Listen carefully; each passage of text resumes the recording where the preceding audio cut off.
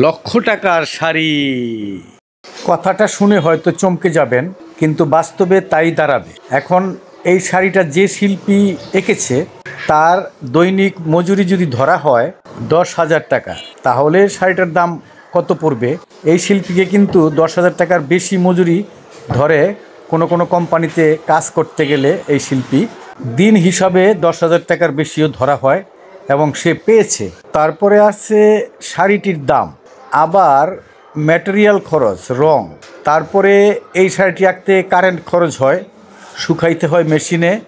দেখা গেছে যে মাসে 4,000 টাকা কারেন্ট বিল আসছে। সব মিলিয়ে শাড়িটি তৈরি করার জন্য কত খরচ আসতে পারে আপনারা অনুমান করে নেন। এখন শিল্পী মজুরি নিল না, সৌজন্যমূলক কাউকে এঁকে দিল, সেটা অন্য জিনিস।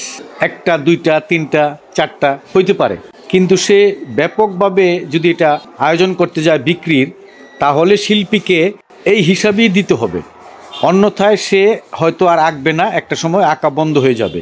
যদি এই মাপের কাজের এবং এই শাড়িগুলো ব্যাপকতা আনতে চান, তাহলে যারা আপনারা অডিয়েন্স যারা কিনে নেবেন তাদেরকে শিল্পীকে সম্মান দেখাই হইলেও অন্তত লক্ষ টাকা দাম দিতে হবে। এরপর আসে শিল্পী একটা জায়গায় বসে কাজ করবে, শিল্পীর যে সারাদিনের চাটা খরচ আছে সেটা চিন্তা করে দেখেন। একদম কম দামের চাটা খাইলেও কত খরচ হতে পারে, সেটা তো অবশ্যই লাগে, না হলে শিল্পীরা কাজ করতে পারে না। একজন শিল্পী 12 বছর শিক্ষা গ্রহণ করে কত টাকা ব্যয় করে সে এই লেভেলে আসে, এই লেভেলে কাজ করতে পারে, সেটা একটা চিন্তার বিষয়। যেমন এই শিল্পী অস্ট্রেলিয়ায় পড়াশোনা করেছে, তার ওইখানে 26 লক্ষ টাকা 2001 সালেই খরচ হয়েছে। এই খরচ করেই একজন শিল্পীকে পার হতে হয় এবং এডুকেশন নিতে হয়, শিখতে হয়।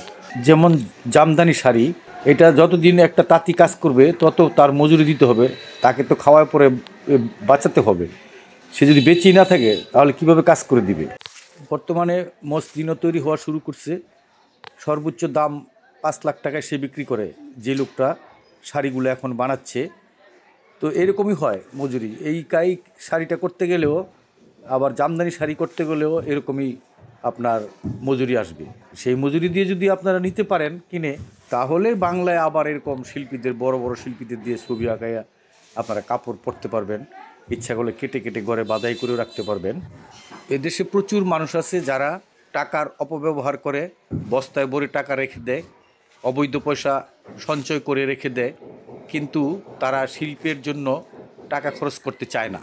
শুধু ছবি আঁকা না, আমি দেখেছি অভিনয়, নাচ, গান, সমস্ত শিল্পের মাধ্যমগুলোতেই টাকা দিতে চায় না মানুষ। টাকা তাদের পকেট থেকে বের হইতে চায় না, টাকা নষ্ট করে ফেলবে তাও টাকা দিবে না। ধারণা শিল্পীরা খায় না, শিল্পীদের সংসার নাই, এবং শিল্পীরা এমনিতেই শিল্পী হয়, তাদের কোনো টাকা খরচ করতে হয় না। অথচ যত ধরনের পড়াশুনো আছে তার চাইতে বেশি খরচ যায় শিল্পীদের শিল্পী হওয়ার জন্য, লক্ষ লক্ষ টাকা।